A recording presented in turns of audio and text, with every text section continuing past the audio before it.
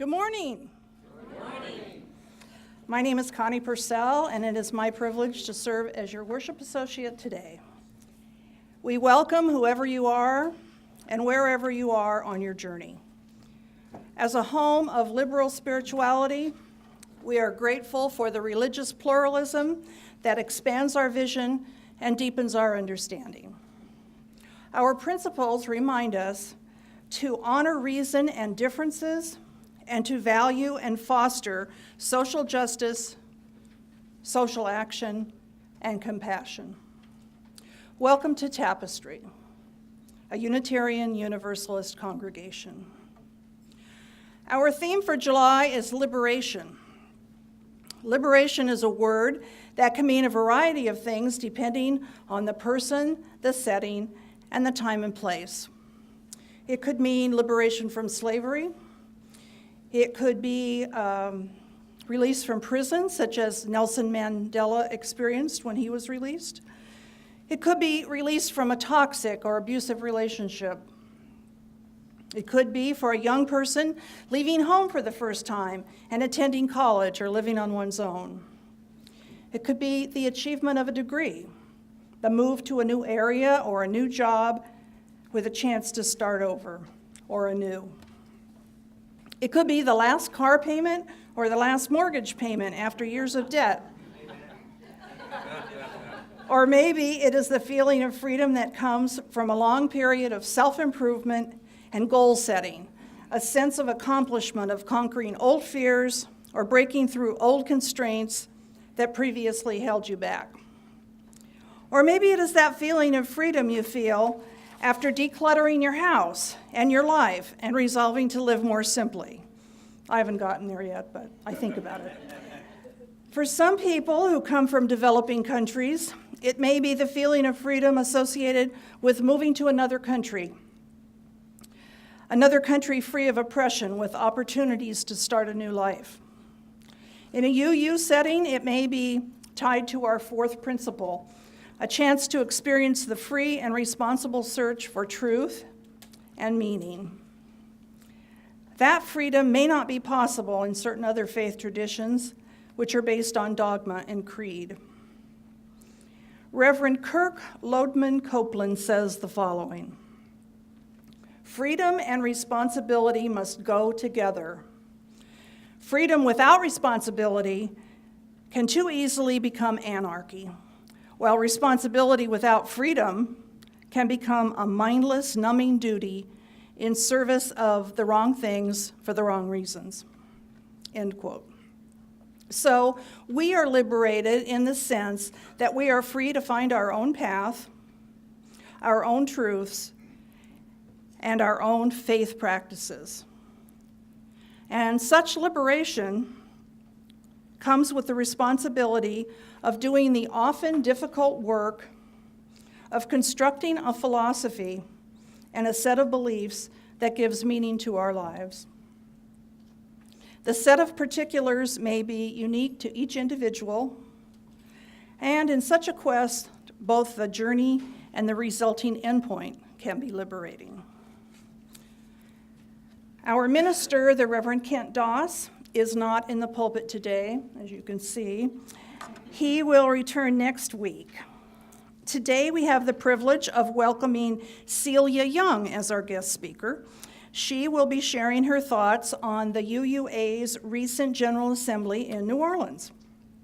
Celia is an executive coach and a diversity consultant who works to help build inclusive organization culture. She is also a faculty member of the Gestalt Institute of Cleveland Organization and Systems Development Program, an adjunct professor for the Business School of Pepperdine University, and an instructor for UC Irvine Extension. She holds a BA in Business Administration from Furen University in Taiwan, an MBA in Marketing from Michigan State University, and an MA in Counseling Psychology from Pepperdine University. We will hear from her shortly. So, good morning. How are you? And can you get me the other file? Thank you. I apologize for this kind of blurry picture. It's the picture of the cover of the brochure. So if you want to see the real brochure, ask David. Where's David? Okay, so you got one of those. But I'm here to share my own experience of this year's GA in New Orleans. This is my first GA. For those of you who are not quite familiar with GA represents General Assembly. It's an annual meeting for UUs to come together from all over the country and some from outside the United States to get together, right? So that's the opening. That's what it looks like on the stage, right? So, and there, of course, there are 10 other UUs that went with me from Tapestry. And my talk today does not attempt to represent all of them.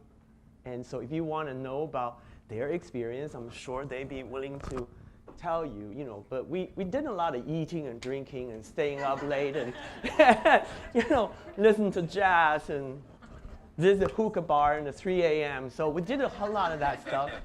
And at the same time, we got inspired inside the GA. So they will share all that experience with you, okay? So I also want to say, to put my own impression in a nutshell, I was quite moved by the choir music. It's just fantastic. We need to rehearse. Yeah.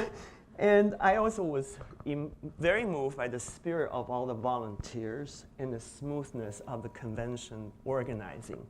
And I was happy to see so many young people participating this year. And the youth ministers brought a lot of their energy into the gathering as well. So when the banner parade started that evening on Wednesday night, I can't help but feeling very proud. And so it's preceded by this jazz band, so it's typical New Orleans style, so it's quite fun. So because it is New Orleans, and I will be sharing my experience from the outside environment of GA as well as inside. And this trip took me through various emotions: tears, laughter, anguish, pain, and elation. And on top of that, sharing a house with 10 other UUs makes a sociological case study.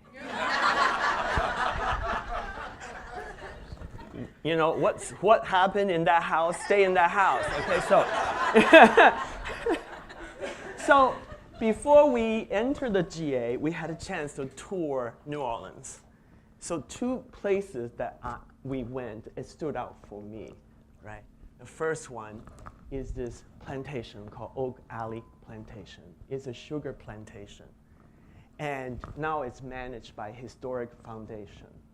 And we saw some beautiful manicured land and ground and richly decorated mansion, and all that is gorgeous.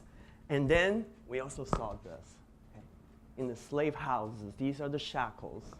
Okay? So when I went away, I couldn't reconcile the beauty of this place and the brutality of slavery. To this day, still stays with me. So then we went one morning, we went to Lower 9th Ward, which is, it's the most devastated area after Katrina. And this devastation actually continues to today. Here's what happened. This Katrina, after all the conversation had finished, it should have never happened, this issue, because Lower 9th is in the area, it's what we call the deepest part of the so-called bathtub. It should have never been built. But after years of collusion of builders and politicians, they build it. And then poor and working class people move in because it is cheap. And almost exclusively people of color. Only 30% of them have cars. So when the levee broke and all the buses were flooded, they had no way to get out. So 12 years later, only 50% of these people came back. And these are the hollowed out houses. So while rest of the New Orleans seems to have been recovered, beautiful streets and all that stuff, but builders and politicians dragged their feet to help develop this area. The banks, the grocery store, the fast food chains all left. So I wonder how people feel when they sit there in their community watching empty land growing up, weeds are growing, and hollowed out houses in their community. What I worry about is poor people of color are the forgotten people. And that also hurts a lot. So I carry that. And as we enter the GA that week, the city of New Orleans just tore down the statue of Robert E. Lee. This is the fourth and last Confederate statue. So this is a picture of it. And lots of protests, of course. Right? So there's a lot of controversy around this area where we enter. And on top of that, because of our own recent UUA leadership controversy and the racial justice conversation, that add another dimension. The good news is we now have a newly elected president. Right? Her name is Reverend Susan Frederick Gray. So she's going to lead us into the future. So that's all the photographs I want to show you. And the rest, I'm going to talk about my experience. Some of that may not make you very, very comfortable, but I need to share this, all right? So while the breakout subjects, every afternoon there's breakout sessions. These includes faith, social class, environment, immigration, gender, multi-generational issues. Race and racism permeated through. As a person of color, I was comforted by the convention's willingness to take the subject head on. And it was this feeling and this lens that I entered into GA. And however, pretty soon I started hearing some grumbling around whites that says the assembly put too much emphasis on race. There are many equality and justice issues that we UU are committed to fight for. It is actually our social justice mission. And I truly believe that there is space for everyone.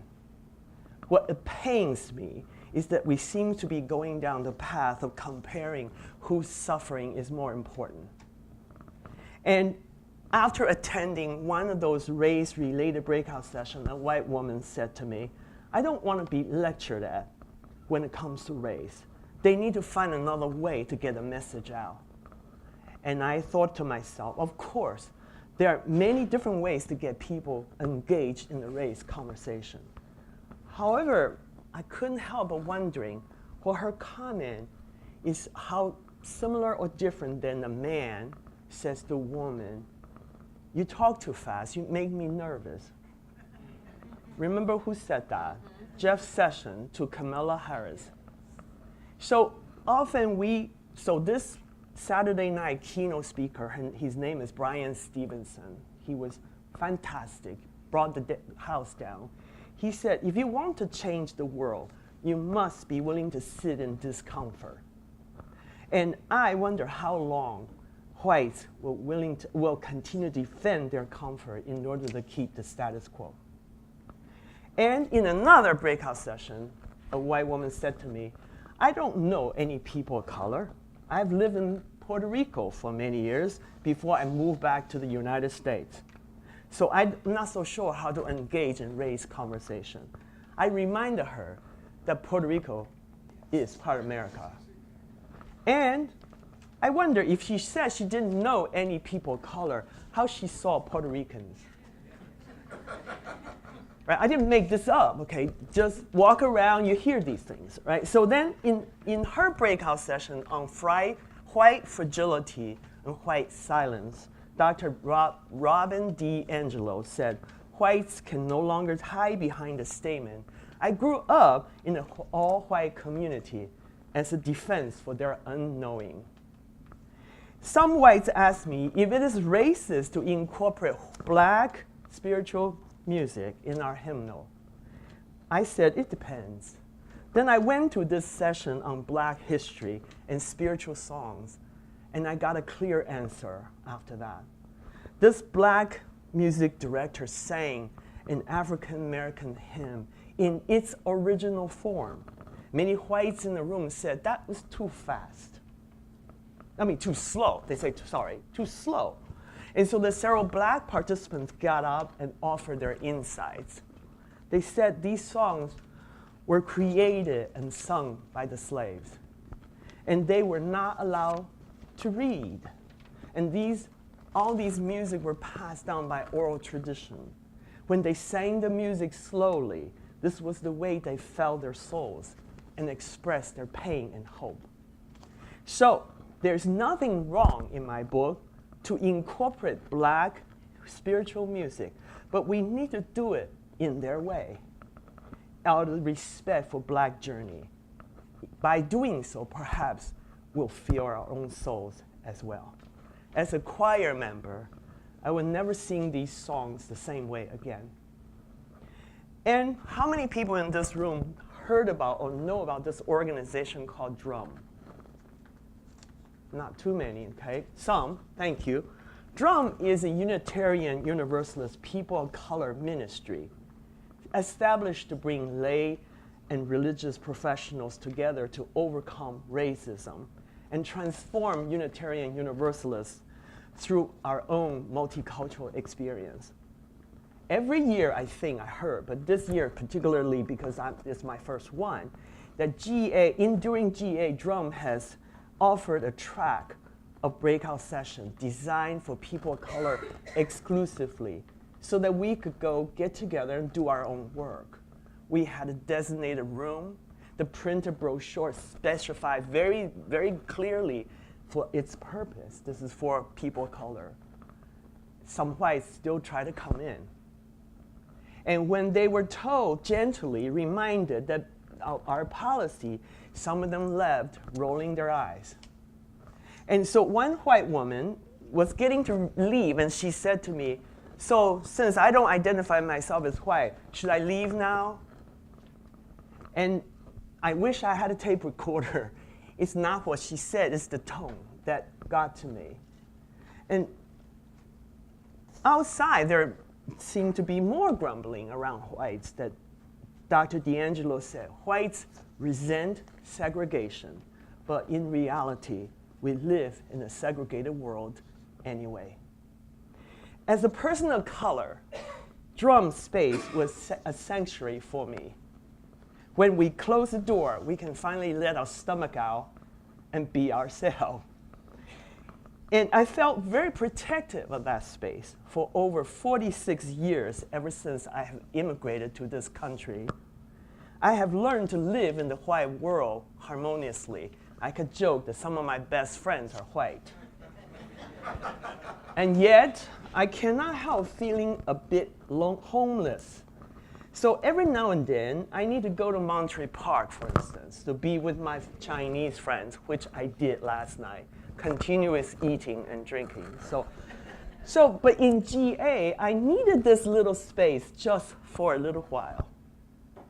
And one more very important thing I need to share with you is that Asian Americans seldom show up in any debate or conversation on race.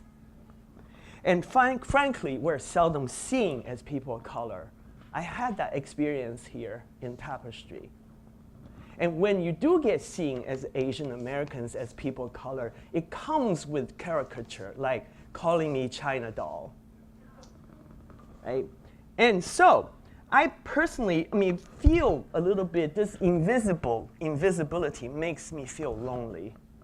So, and I get so excited to see another Asian face, and we're comforted by a nod, a smile exchanged, whether it's here in Tapestry or during GA. So, as a white woman was leaving the session, when she found out that this session was actually for people of color, she turned and said to me, "I'm too white." And then she looked at me and she said, "Oh, you'll be all right." This is you, okay?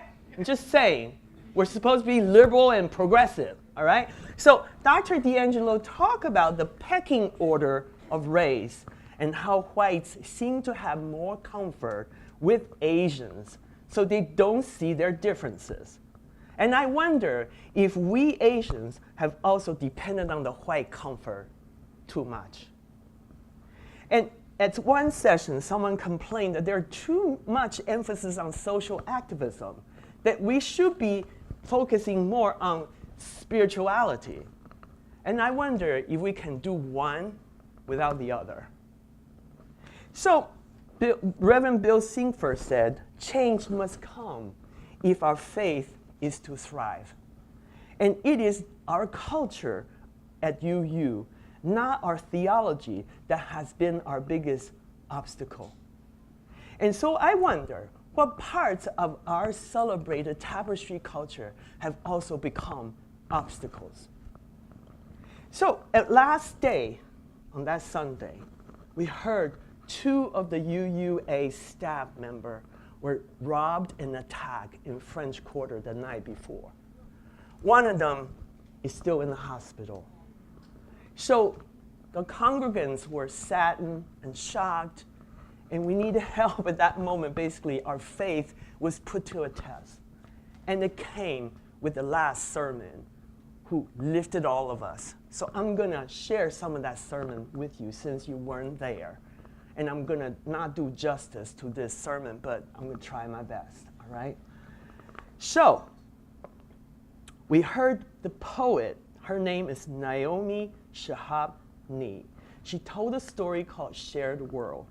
She talked about speaking Arabic to this old Palestinian woman at the gate when they found out their flight was 4 hours delayed. And so once figured out how to comfort her, they called all the relatives and everybody on the phone. And finally, this old woman felt good enough to start sharing her homemade cookies with everybody at the gate. And the airline crew, airline staff brought out free orange juice. When you ever heard that, they give you anything free. So this is what happened at this moment. She says, I looked around at the gate of late and weary ones, and I thought, this is the world that I want to live in, that shared world. Not a single person at that gate seemed apprehensive about other people. This can still happen anywhere. And then Reverend Mara Dowdell, I think that's how she pronounced her name, used this story and expanded by adding her own story of giving birth to her son, Cassidy. And there was complication after his birth, and she received spiritual service from a harp-playing UCC minister. And in the middle of the night, when she and her husband and this minister held hands and formed a small circle, it was a mini beloved community. It felt everything was good again. And so Reverend Mara quoted Raymond Carville's poem, Late Fragment. And did you get what you wanted from your life? Even so, I did. And what did you want? To call myself beloved, to feel myself beloved on this earth. Welcome to the green earth, the people sang. As they held you close, they whispered in your open, curving ear, we are so glad you have come. And Reverend Mara also quoted Anne Lamott. It says, I believe that when all is said and done, all you can do is show up for someone in crisis, which seems so inadequate. But when you do, it can radically change everything. Your there-ness, your stepping into scared parents' line of vision, can be life-giving because often everyone else is in hiding. Keynote Brian Stevenson said it again, that to change the world, we cannot do it from afar. Proximity is a must. We must step in and get involved, even if it is uncomfortable and inconvenient. And racial justice work, like any other social justice work, do not just take place on Sundays.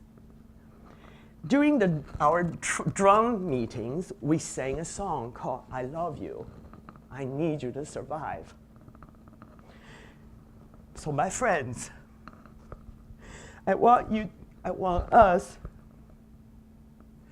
to have the courage and the grace to hear each other however different we are.